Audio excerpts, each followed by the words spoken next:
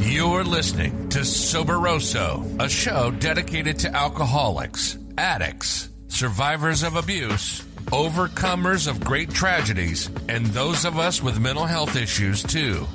Each week, we invite guests and listeners from around the world to listen in as we have casual conversations with regular people like you and me who've, against all odds, turned their lives around. If you're a family member of someone suffering from alcoholism or addiction, a newcomer or old-timer, or sober curious, this show is for you. Join us now on the Soberoso podcast with your host, Dora Gosselin, in sharing our passion for recovery.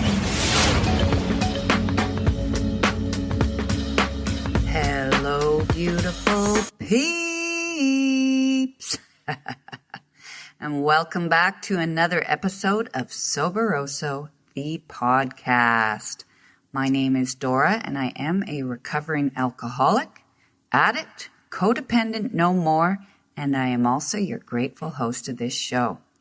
It is a brand new year, my friends. We are in 2022, so I just wanted to, first of all, reach out to anyone that's tuning in on a regular basis, and to any newcomers. If this is your first time here, fan-frickin-tastic.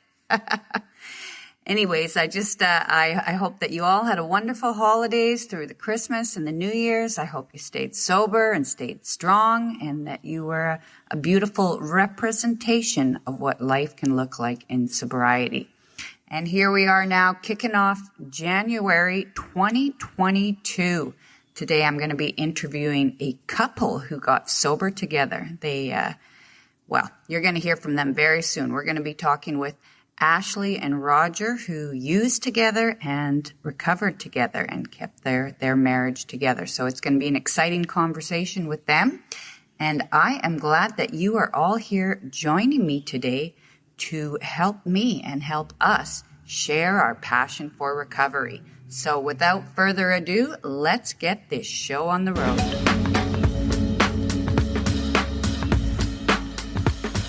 Welcome to the show, Ashley and Roger. Thank you. Appreciate it. And where are you guys joining us from today? We're in Fandale, North Carolina. All right. I love that accent. Oh, yeah. It's good. It's so good. I love it. Love it. Well, I'm so happy that you could take the time out to speak with us today, because as I understand, you guys have 4 kids. Is that right? Yes, we do.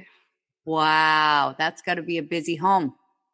Yes, we have 3 boys, ages 10 and 11 and 3. And then we have a little girl that is 2. And I actually homeschool our oldest 2 boys. So it's like a zoo every day. Wow. So how is it that you're able to both sit down and talk to me right now with 4 kids? Yeah, we've got a little bit of help right now. My mom is kind of rounding them up and keeping them from knocking the door down the best she can anyway. So if there's some knocking in the background, that might be it, or some yelling. Okay. Well, that's perfect. This is fantastic. All right, my friends, why don't you tell us and the listeners out there when you got sober? What is your date of sobriety? Our sober date is November 18th, 2018. Woo! So you just celebrated 3 years. Oh, yeah. 3 years. 3 good years. Fantastic. I also just celebrated 3 years on December 2nd. So we're relatively close in sobriety. Very close. That's awesome. Congrats. Thank you. Congratulations to you two. It is not an easy task, but it's definitely worth it. Oh, yeah, definitely worth it. Now, you both said that you have the same sobriety date, so I am eager to hear all about that. How did you guys start your recovery journey, and did you also use and drink together? How did that come to be? Well, I'll try to keep that long story as short as possible, I guess, because I could probably go on forever. We had right at 8 years worth of using, starting with prescription drugs and getting a little bit harder as the years progressed and our tolerance progressed. to the end right there around the last year of our using into heroin and IV usage. It didn't take long of the IV usage to kind of hit what our rock bottom, or what we thought our rock bottom was. It kind of opened our eyes to needing some kind of help. Wow. So 8 years of using together. You must have had some children already at that point. Yeah. We had our two oldest sons had already been born when we started. Okay. And I was pregnant with my third son towards the end of our using. And we, honestly, looking back now, I'm not really sure how we did it, but we very successfully hid it from our family and friends for the better part of basically all 7 of it. years. Yeah. Wow. Towards the end, I'm sure there was plenty of signs and had people wondering that at least something was going on.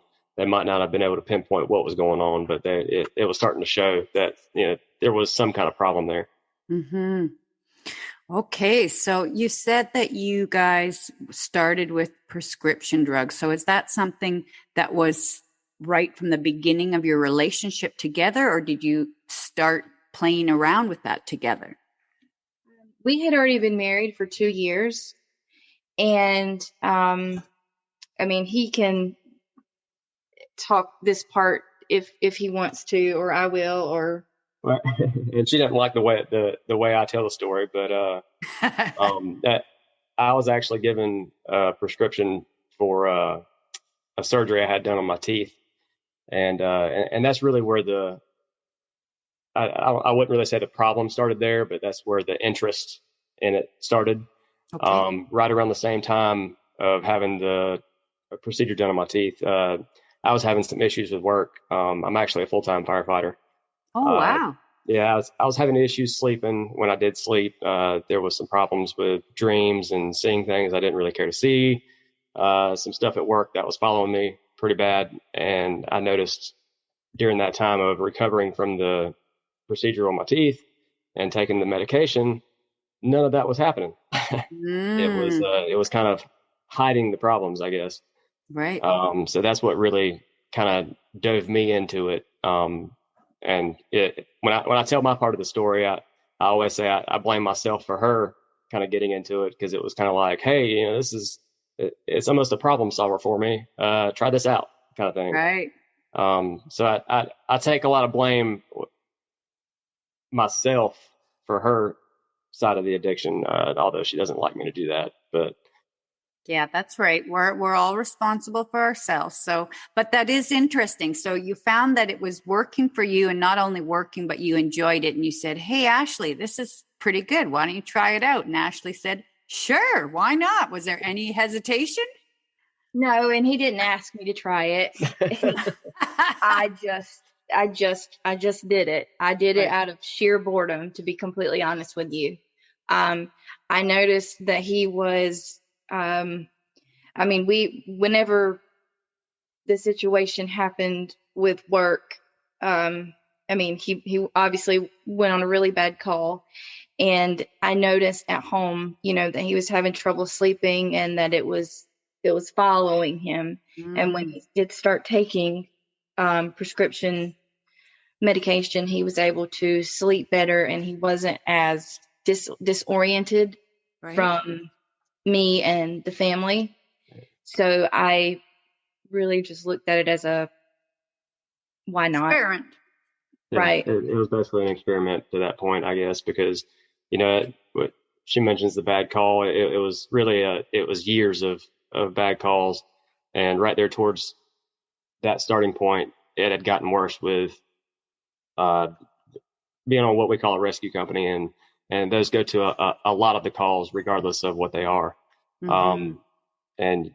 It's beyond the sleeping issues and the dream issues. I was snapping at the kids, I was snapping at her, I had a really bad attitude toward things, and all of a sudden here comes the prescription for Percocet, and I'm Superman. Right. I didn't hurt, I was friendly, I could work all day, I didn't get tired. It was the, like I said, the problem solver. Right.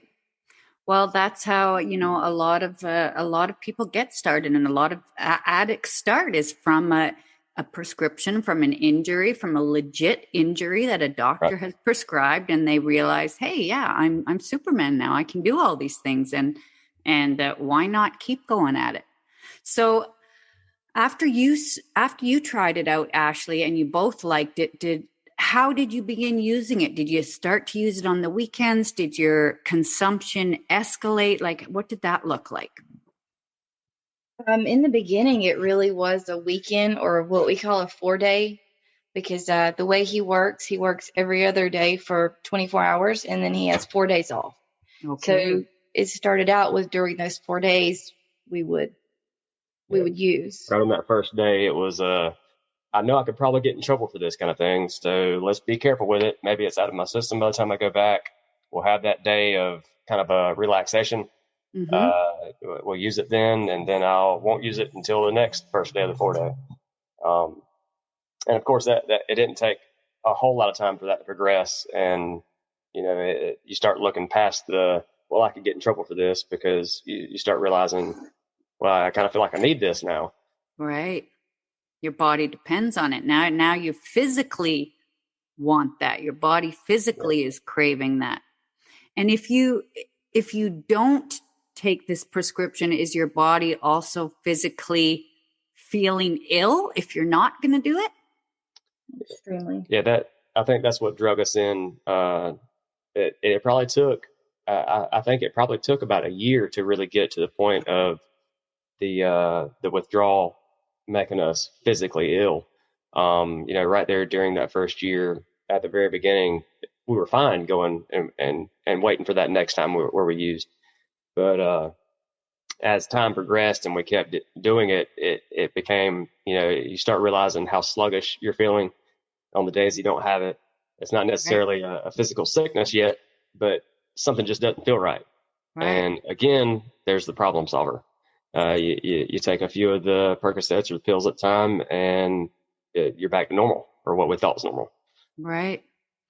Okay. And so as this starts to escalate, how do you go about filling this prescription? Is that an easy task, or what does that look like as you keep using? Because now you're not just using your prescription, you're sharing it with your wife, and you're probably needing more. So how do you go about something like that?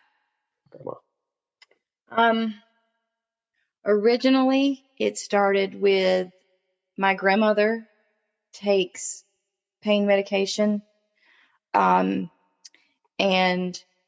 I would either take something from her or occasionally ask her for something. I would say I had a migraine, or, I would manipulate her. Mm-hmm. And that's something that I'm not very proud of, because she would have given me whatever I asked for. But when it became noticeable that, I was asking her or she didn't have something, we eventually moved into contacting drug dealers. Okay. So does that mean that you're contacting street drug dealers to get you prescriptions? It was, I've been in the town right here outside of Fayetteville for my entire life. So I've come to know everybody. It's not that kind of small town, but it's still a small enough town to where if you grow up here, you know a lot of people. Mm-hmm. And at that point, if you know enough people, you know the people that have the same problem, or the people that are using the same stuff, people that might party and do the same thing. And that kind of gives you connections. So it's not necessarily going straight to a drug dealer. It's, hey, I know you've messed with this before. Can you get this for me? Mm-hmm. Well, yeah, I can get this for you. After a couple of times of that, it's, hey, why don't I introduce you to the person I'm getting it from? Mm-hmm. And it just escalates from there. If you have a wonderful product or service that would benefit our listeners, this ad space right here could be yours. Contact us to become an individual or multiple episode sponsor today. And Now, back to the Soberoso podcast with your host, Dora Gosselin.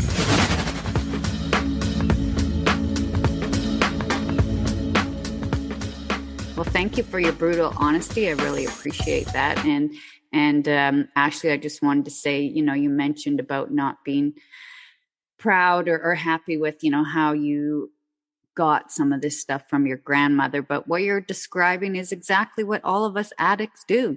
We manipulate, we lie, we steal, we do whatever it takes to feed our addiction. And I'm sure you're well aware of that. And I hope that you are on a path to forgiving yourself and learning to walk the straight and narrow. And I'm so glad you guys are both on the other side of this right now.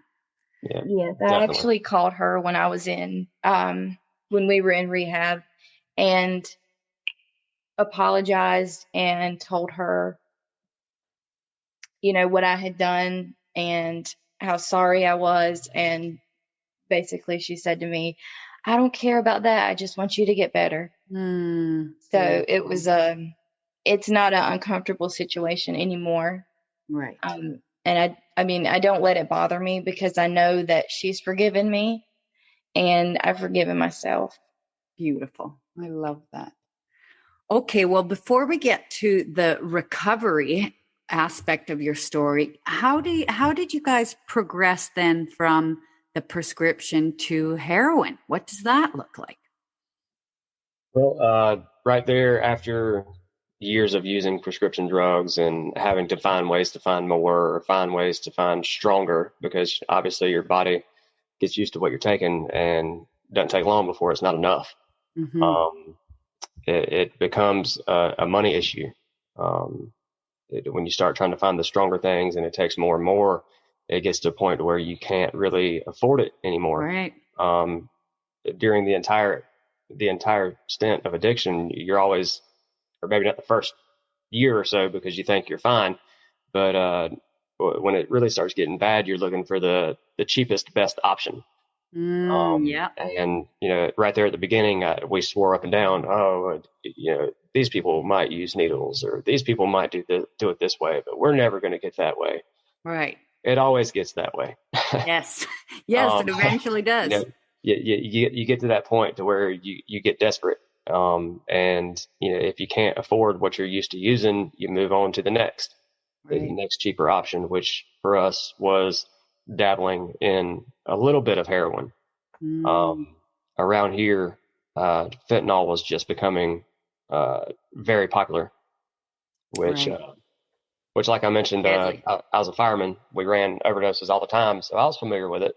Right. So you're seeing this stuff up front, and wow. Yep, exactly. And that was really a gift and a curse, because seeing it up front, I knew what we could do and not do without endangering ourselves too much.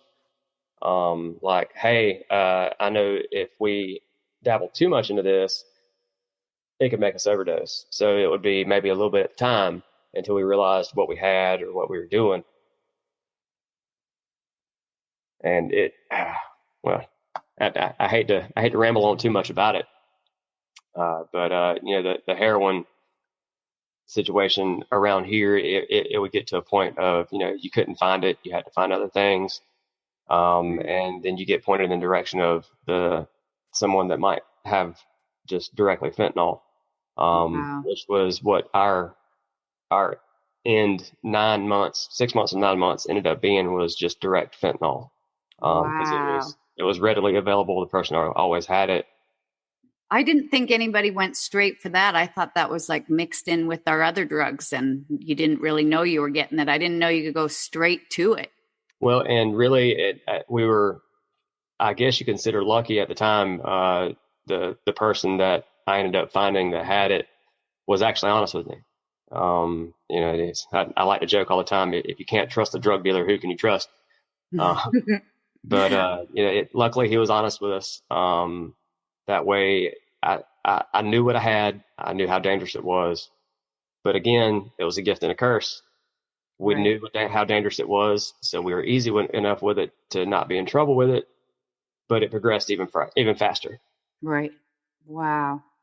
So how many years was this, that from the prescription into the harder stuff, that you guys were using together like this? 8 years. It was total 8 years in addiction. The first, I would say, the first 7 years were just prescription drugs, and all painkillers. I mean, we might have dabbled. If we couldn't find something, we might have tried something like cocaine just to get us by until we can find something else, something to try and take away that pain, Anything. I get it. I'm a recovering addict and alcoholic too, and I have a disease of never enoughness. I want more and more and more, exactly. and whatever it takes. You mean I've taken drugs where I didn't even know what they were. Just give it to me, Right. So, and that is a dangerous place looking back. It's like, oh my God, the three of us are very lucky to be sitting here and talking about this today. Extremely blessed. At what point do you two start to realize, like, holy shit, this is getting out of control. We need to change something. We need to do something about this. Like, what does that conversation look like between the two of you? He actually came to the realization that we had a problem before I did. I was still very much in denial. I was still very much, I had myself convinced that we could stop if we wanted to. Mm-hmm. And I had myself convinced that, well, we could just go on Suboxone or Subutex and do it that way. And he knew how far gone we were and how deep we were. And that was something I didn't actually realize until we were actually in the first week of detox together. And my experience with that was,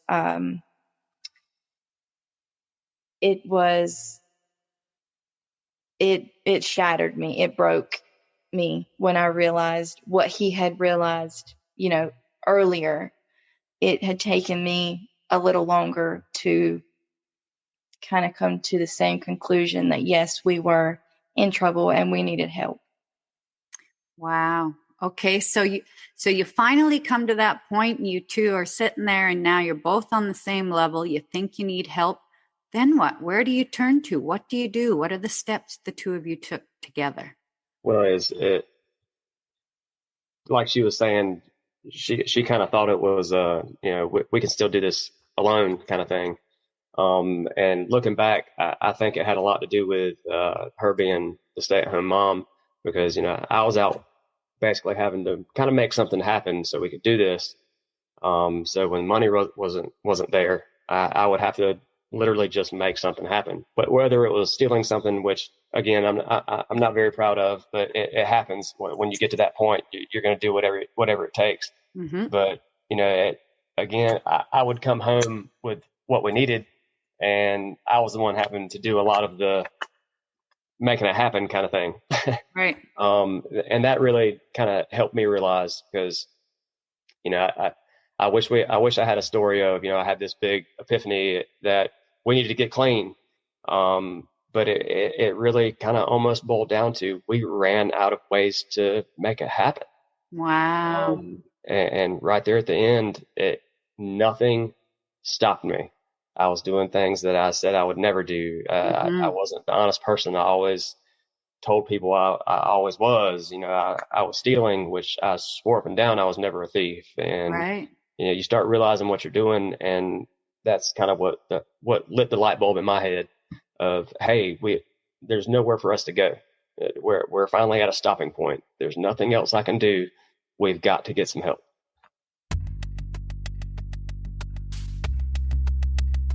If you are serious about getting clean and sober, and you are ready to make big changes in your life, join us at Recovery in Paradise, where we are offering a 90-day inpatient program for men, in Puerto Vallarta, Mexico. We have a full English-speaking support staff, ready to help you overcome your alcoholism and addictions. Start your recovery in the tropical destination of Puerto Vallarta with us. Visit our website for more info at www.recoveryinparadisepv.com. So how do you guys find help from that point? Do you tell your family? Do you tell your friends? How do you begin to look for help when you've kept this secret for so many years? It was a very long secret, and it was something really, really hard to do, which we are extremely blessed to have the family that we do. I'm gonna let him tell this because it's very emotional for me, because my father is actually the one that kind of made things happen, and he's no longer with us. I'm sorry. And it was actually Roger that he spoke with, so he can kind of explain to you what happened that night. And I'll do the best I can to get through it. It's really rough for me to talk about that still, but me and her father had a very close relationship, which at that point wasn't as close as it was, or it had been. It was literally like I had the thought in my head of something's got to happen. Something, I don't know what, but we've got to do something. We've got to get help somehow. And that same night, laying in bed, trying to figure out what we're going to do for the next bag we're going to get so we're not sick again, I get a random phone call. And I look at my phone, it's her dad. And I'm like, well, I'm not answering that shit. Like, there ain't no way I'm talking to him right now. Well, he was the kind of person, it didn't matter what time it was. If he wanted to talk to you, it was going to happen. Okay. So my phone was blowing up. Well, at that point, he called the house line. So somebody came in and was like, look, Dean's wanting to talk to you. Please talk to him. He won't stop calling. So I answered the phone, and you'll probably have to give me a minute to actually tell this. Do you want me to take all the time you need? If you can tell it without, yeah. He had him on speakerphone, and he said, I'm going to ask you something. He said, and it doesn't matter how you answer me, because no matter what, I'm still going to love y'all. I'm still going to love you. He said, but I need you to be honest with me. And he said, don't piss on my boots and tell me it's raining. He said, be honest with me. And he said, do y'all need help? And Roger said yes.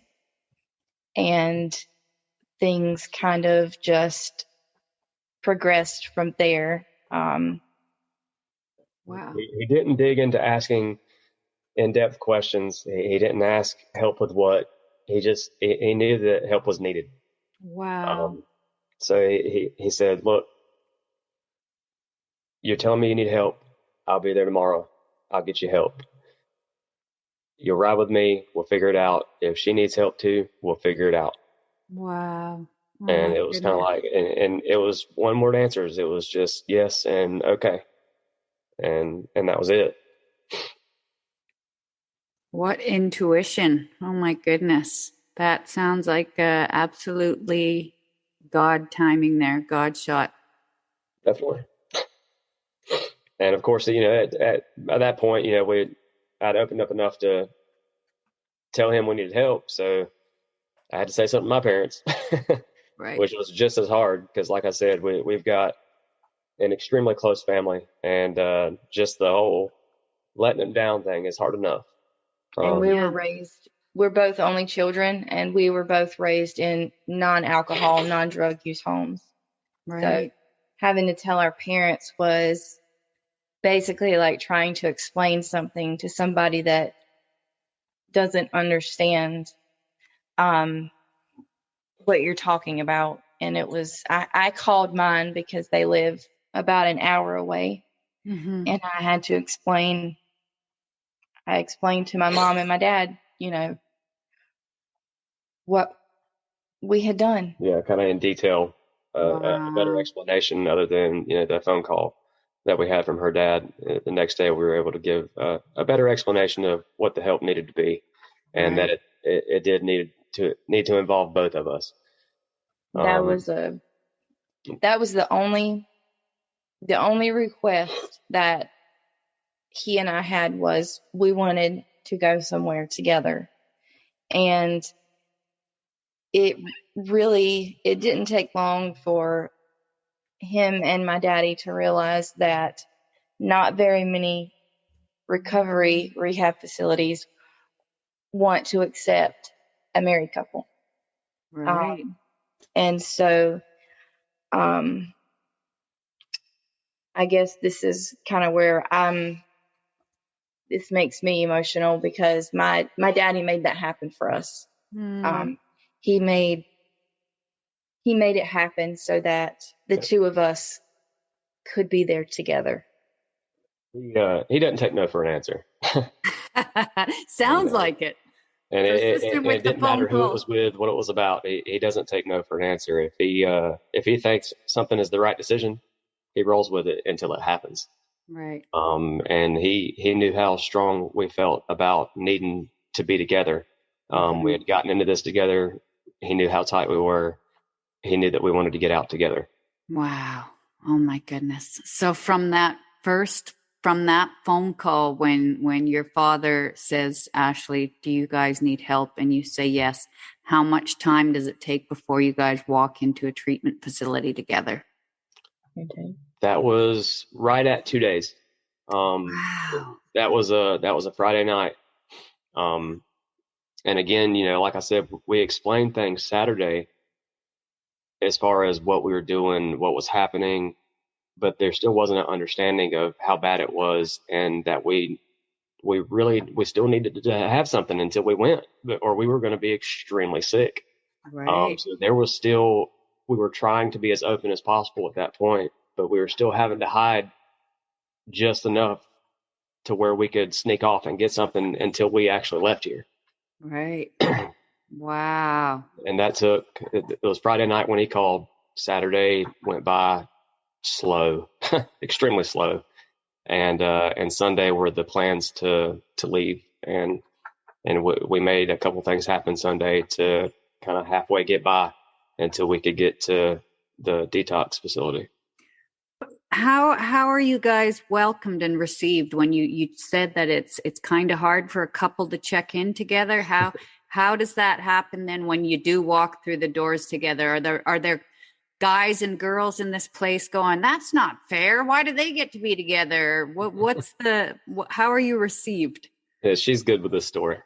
I'm actually really open about this part on my blog, because this is something I feel extremely strong about. But when we got there, the nurse that did the intake was extremely nice to us, and she did us at the same time, and she allowed us to sit together and, hold hands and all that. But once we walked over to the detox building, we were told, you guys are not allowed to be within 3 feet of each other. I think it was. You can't hold hands, no PDA.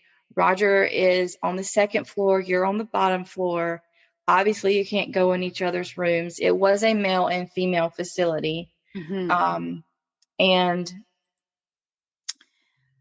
I, as close as we are, just hearing that I wasn't going to be able to touch him was very hard for me to deal with. I know it probably sounds silly, but we're extremely, extremely close, and I thrive on his touch and the way he makes me feel.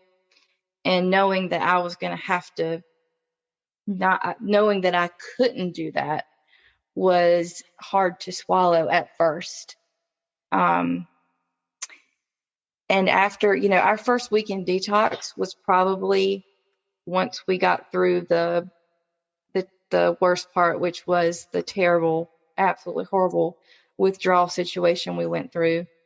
That was whenever we realized that there were a lot of staff members, including counselors, that did not think we should have been there together.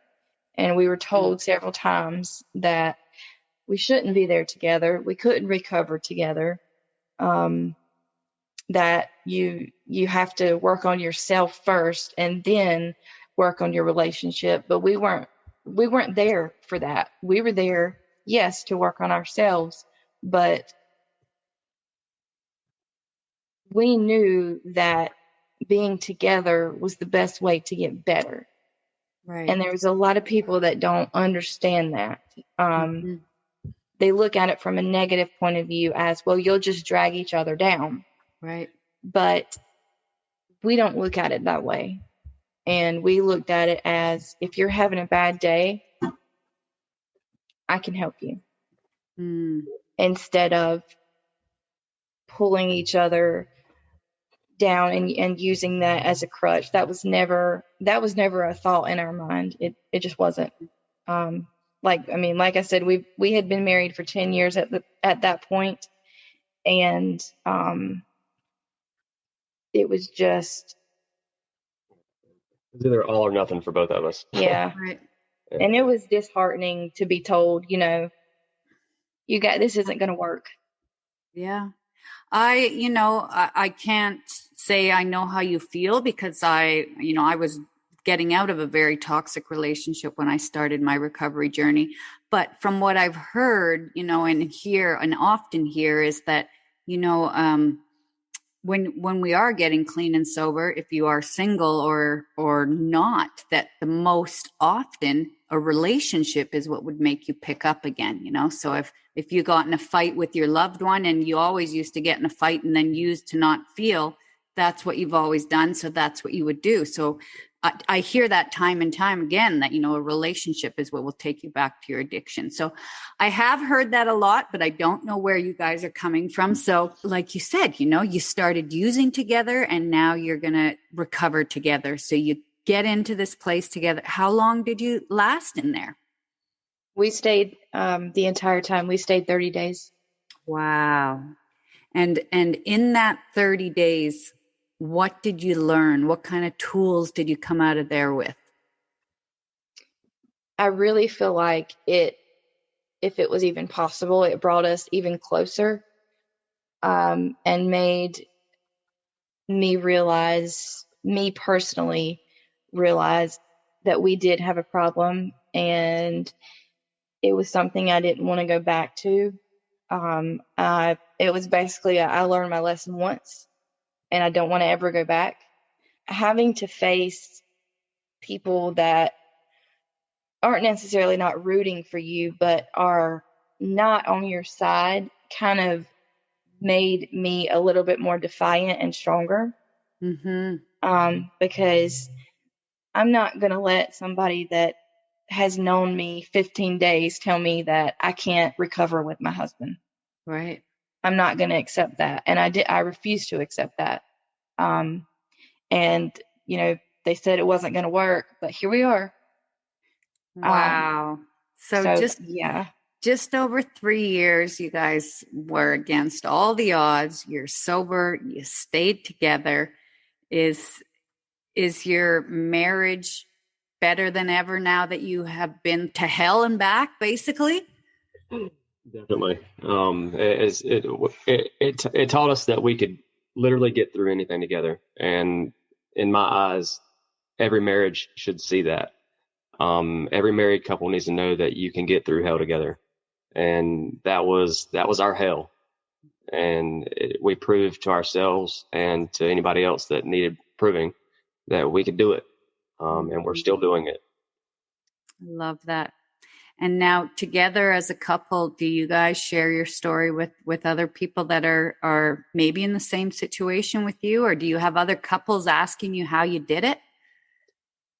Well, I wanted to mention, during the detox and rehab stay, we did get some weird looks from people in there, because, word got around pretty quick. It's when a married couple goes in there, it's not going to stay a secret. People are going to know. Oh yeah. It didn't take long to see that we actually had other people in there that had our side. A lot of the other addicts that were in there for recovery, it didn't take long for them to see how we were around each other, and kind of how we were going to approach this, whether they wanted us to or not, Right. And we ended up having a lot of people on our side. And I think that also helped us get through. We might have had some counselors that didn't agree with us, or some workers that didn't agree with us. but we had people that had our backs. And it's hearing somebody else say during the same stint, we're in rehab going through something ourselves, and to have somebody else going through the same thing look at us and tell us that we're some kind of inspiration, that meant the world. So being able to show somebody that you can do it, and if you're a couple together, it's possible. You can do it. I'm going to come out and say it. Maybe it's not the best for everybody, but it's what was best for us. Mm-hmm. Wow. Well, thank you so much, Roger and Ashley, for sharing so openly with me and with our listeners here today. And for anybody that would like to know more about all the details of this beautiful couple's story, Ashley has a blog, and you can find her on Instagram at Her Right to Reign. And right is WRITETOREIGN. Follow her blog. Follow her on Instagram, give them some love, tell them you're listening to this show, and give them your support. And thank you guys so much for being with me here today. Thank you for having us. Thank you very much. All right, beautiful peeps. Thank you for being with us here today on the Soberoso podcast. And before I let you go, I just want to tell you, if you are a newcomer in recovery or newcomer in sobriety, you can back up to our previous 2 episodes where we talked to 2 women who share their stories about getting sober on January 1st. It is never too late to recover. You are not alone. And January is the perfect time of year to do a sober challenge. Try and go for 30 days without drinking. Try to make a positive change in your life. I also want to take a moment to shout out and give a congratulations to several of my friends who are celebrating their recovery journey on January 1st. So, big congrats to Lizzie Allen in White Rock, who's celebrating 12 years of recovery. Big shout out to Wendy Bahar, who's celebrating 24 years in recovery. And another shout out to Keola, who's celebrating 3 years of recovery. And my friend Happy Dave, who is visiting us in Puerto Vallarta, Mexico right now. I would like to give him a shout out on 12 years of recovery as well. It is never too late to change. We do recover. And if you are enjoying this episode, please go ahead and subscribe to us by hitting that follow button wherever you're listening, and or share it with somebody that might benefit from hearing a message of hope. From me to you, remember, to thine own self be true. Stay safe, stay sober, and have a great day.